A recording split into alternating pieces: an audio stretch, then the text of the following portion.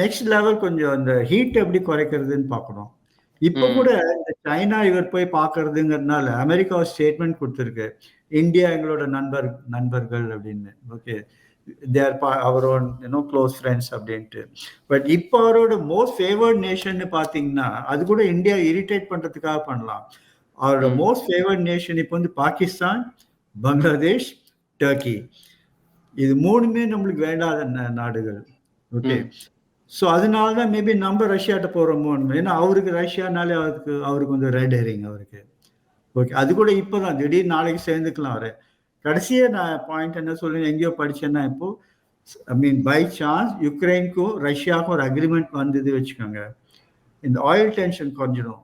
Okay, அப்புறம் tariff negotiation சுமூகமாக முடிக்கலாம் அது. ஸோ நம்ம கொஞ்சம் actually beauty is by buying time நம்ம வந்து கெய்னிங் ஸ்ட்ரென்த் இதில்.